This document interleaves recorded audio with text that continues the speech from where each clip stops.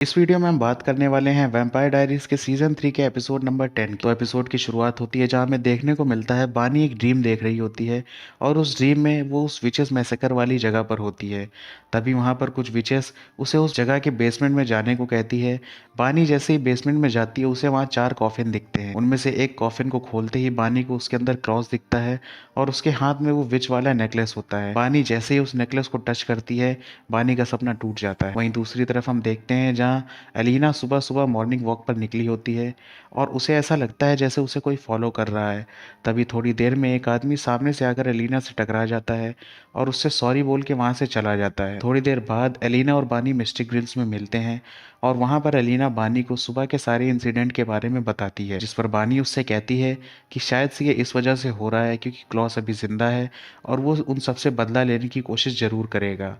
Elina उससे कहती है कि क्लॉस की वजह से मैं पैरानॉइड हो रही हूँ और मुझे काफ़ी ज़्यादा इल्यूजन्स दिख रहा है और मुझे हमेशा ऐसा लगता है कि जैसे कोई मेरा पीछा कर रहा है। तभी बानी भी एलिना को अपने उन ड्रीम्स के बारे में बताती है।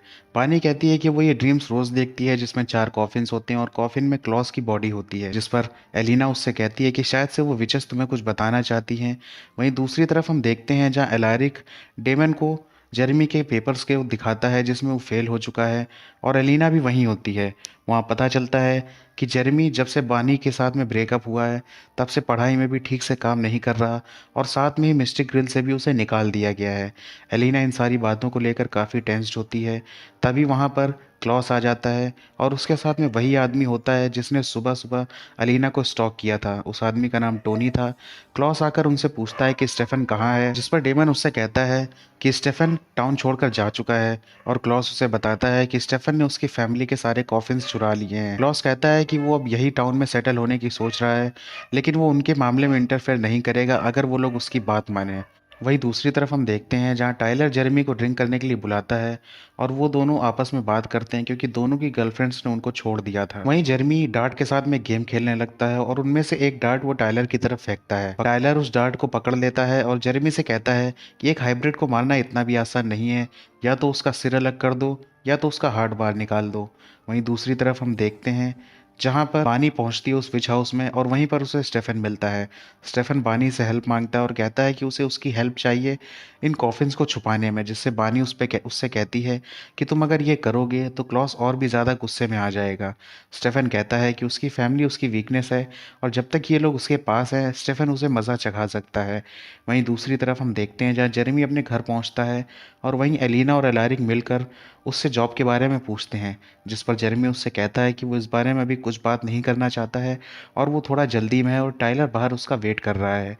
एलियाना उससे कहती है कि वो टाइलर के साथ में हैंग आउट नहीं कर सकता है क्योंकि टाइलर इस टाइम एक तरीके से कंपल्शन में है क्लॉस के। एलिना और एलैरिक के मना करने के बावजूद भी जेरेमी टाइलर को इनवाइट कर लेता है घर के अंदर और तभी एलैरिक टाइलर से पूछने लगता है सायर बॉन्ड और कंपल्शन के बारे में। टाइलर बताता है कि कंपल्शन एक तरीके का हिप्नोटिज्म होता है जिसपे किसी को कंट्रोल किया जा सकता है, अपनी बातें मनवा सकते हैं, लेकिन वहीं सायर बॉन्ड एक तरीके की फेथ है जिससे बॉन्ड वाला पर्सन अपनी पूरी की पूरी फेथ और अपनी रिस्पेक्ट देता है अपने कनेक्शन वाले बॉन्ड को। वहीं अलैरिक उससे पूछता है तो अगर किसी दिन क्लॉस ने तुमसे कहा कि तुम खुद को मार लो तो तुम उस पर क्या करोगे, जिस पर टाइलर कहता है कि तुम्हारी बातें मुझे फ्रस्ट्रेट कर रही हैं और तुम सायर बॉन्ड को समझ नहीं रहे हो। लेकिन टाइलर कहता है कि हाँ, अगर उसने ऐसा बोला तो वो खुद की जान ले लेगा। वहीं दूसरी तरफ हम देखते हैं जहाँ पर क्लॉस फिर से पहुँचता है डेमन के पास और उससे जाकर रेबेका के बारे में पूछता है, लेकिन डेमन कहता है कि उसे कुछ नहीं पता।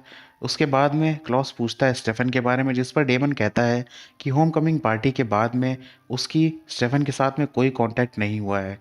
वहीं क्लॉस कहता है कि मुझे लगता था कि तुम लोग शांति से मामला निपटा लोगे लेकिन तुम लोगों को वायलेंस चाहिए। और तभी क्लॉस किसी को कॉल करता है और प्लान फॉलो करने को बोलता है और हमें पता चलता है कि क्लॉस ने कॉल किया है जेरेमी को जो कि उसके कंपल्शन के अंडर है और उसके साथ में टाइलर तभी हैंग आउट कर रहा था क्योंकि टाइलर उसका विवेन नेकलेस लेना चाहता था। वहीं हम देखते हैं कि जेरेमी चलते चलते अपनी गिल्बर्ट रिंग फेंक देता है और रोड के बीच में खड़ा हो जाता है। तभी क्लॉस का हाइब्रिड वो टोनी जेरमी की तरफ एक कार लेकर के बढ़ने लगता है। टोनी जेरमी के ऊपर गाड़ी चढ़ाने ही वाला होता है, तभी एलारिक आकर जेरमी को धक्का दे देता है और खुद गाड़ी के सामने आ जाता है।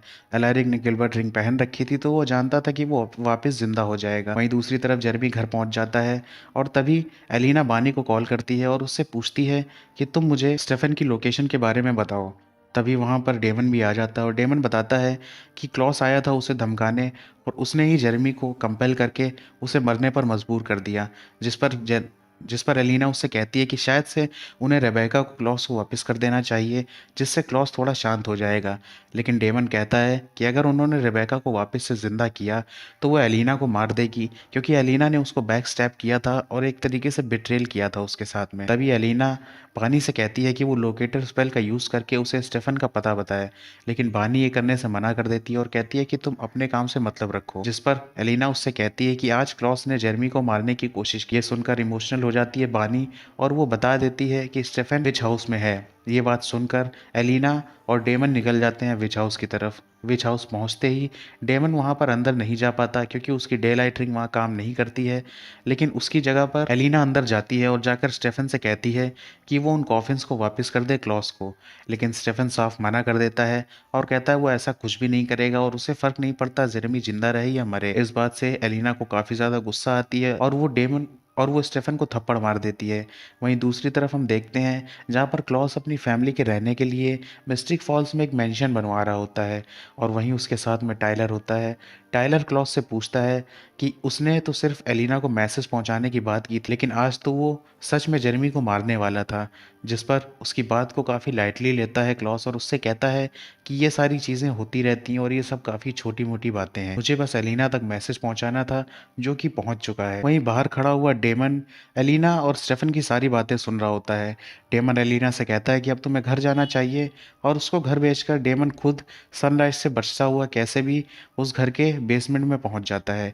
बेसमेंट में जाकर स्टेफन डेमन से कहता है कि मैं तुम्हें किसी भी कीमत पर वो कॉफिन्स नहीं दूंगा और वो मेरे पास है भी नहीं। जिस पर डेमन उससे कहता है कि वो कॉफिन के लिए नहीं बल्कि इसलिए यहाँ पर आया है क्योंकि वो जानना चाहता है कि होम कमिंग पार्टी में उसने धोखा देकर क्यों क्रॉस की जान बचाई और उसके साथ में बिट्रे किया। डेमन उसको बाहर ले आता और लाकर उसे मारने लगता है। तभी स्टेफन उसे बताता है कि उसने ये सब क्लॉस के लिए नहीं बल्कि डेमन के लिए किया था और अगर क्लॉस मर जाता तो उसके हाइब्रिड्स डेमन को मार देते। ये बात सुनकर डेमन काफ़ी शॉक्ड रह जाता है और सोचता है कि मैं अभी तक सोच रहा था कि ये सब वो क्लॉस के कंपल्शन के अंडर आके कर रहा था, बल्कि उसने ह्यूमैनिटी दिखाकर मेरी जान बचाई है। वहीं दूसरी तरफ हम देखते हैं जहाँ जेरेमी टाइलर से मिलता है और उससे मिलकर कहता है कि अगर तुम इसी तरह से क्लॉस के पपेट बने रहे तो तुम अपने सारे फ्रेंड्स को खो दोगे। जिस पर टाइलर उससे कहता है कि उसे इस समय अपने घर में ही रहना चाहिए, क्योंकि क्लॉस अपनी फैमिली को ढूंढ रहा है और वो काफ़ी ज़्यादा एग्रेसिव है। अगर इस समय क्लॉस का किसी से भी सामना हुआ तो वो उसको ज़रूर मार देगा। वहीं दूसरी तरफ हम देखते हैं जहाँ एलैरिक को होश तो आ चुका होता है, लेकिन उसके वुंड्स हील नहीं होते, जिससे ब्लड लॉस की वजह से एलैरिक फिर से सेंसलेस हो जाता है। तभी एलिना वहाँ आती है और एम्बुलेंस को कॉल करती है, लेकिन मेडिकल टीम वाले लोग जो आ रहे होते हैं, टोनी उनको रोक कर उन्हें कंपेल करके वापस भेज देता है।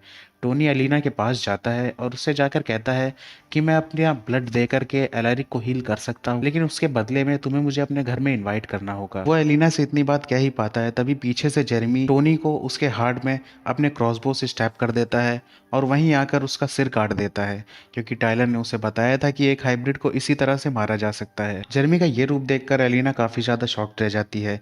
तभी जेरेमी एलिना की हेल्प लेकर के एलैरिक को हॉस्पिटल पहुंचाता है और वहीं डेमन आकर के उसे अपना ब्लड देता है। और वहीं दूसरी तरफ हम देखते हैं जहां पर डेमन और स्टेफन की बात हो रही होती है और डेमन स्टेफन से कहता है कि मुझे भी अपने प्लान में शामिल करो जिसमें तुम क्लॉस को मारना चाहते हो। स्टेफन उससे कहता है कि ठीक है, मैं तुम्हें अपने प्लान में शामिल करूंगा, लेकिन बदले में तुम्हें मुझसे एक प्रॉमिस करना होगा कि एलिना को इन सब के बारे में कोई बात नहीं पता चलेगी। डेमन उसकी बात पे एग्री करता है और जैसे ही वो दोबारा अंदर जाता है तो इस बार उस घर के अंदर डेमन की डेलाइट रिंग काम करती है और जब वो बेसमेंट में जाता है वो देखता है वहां पर वो 4 कॉफिन्स होते हैं। ये देखने के बाद में स्टेफन डेमन को बताता है कि वहां की डेड विचेस भी क्लॉस से काफ़ी ज़्यादा नफरत करती हैं, हैं, इसीलिए वो स्टेफन की हेल्प कर रही हैं और इसी वजह से अगर क्लॉस कभी यहाँ पर उन कॉफिन्स को ढूंढते हुए आया तो ये विचेस उन कॉफिन्स को इनविजिबल कर देंगी और इसी वजह से डेमन की भी डे लाइट रिंग यहाँ पर काम कर रही है।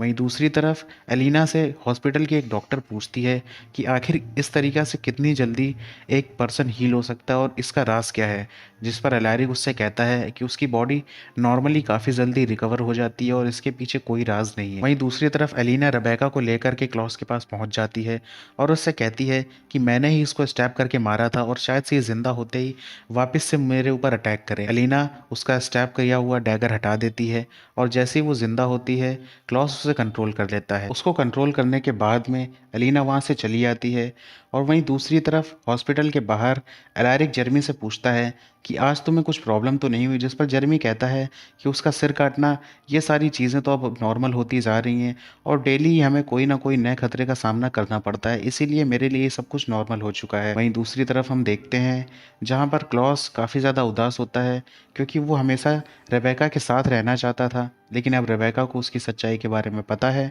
तो शायद से वो उसके साथ ना रहे। इसी वजह से वो उसको स्टैप कर देता है और उसकी बॉडी को फिर से रख लेता है ताकि रेबेका उससे दूर कभी ना जाए। वहीं दूसरी तरफ वो एलिना से मिलता है और उससे पूछता है कि स्टेफन कहाँ है, जिस पर वो कहती है कि तुमने स्टेफन को अपनी तरह हार्टलेस बना दिया है और अब उसे स्टेफन से कोई मतलब नहीं है।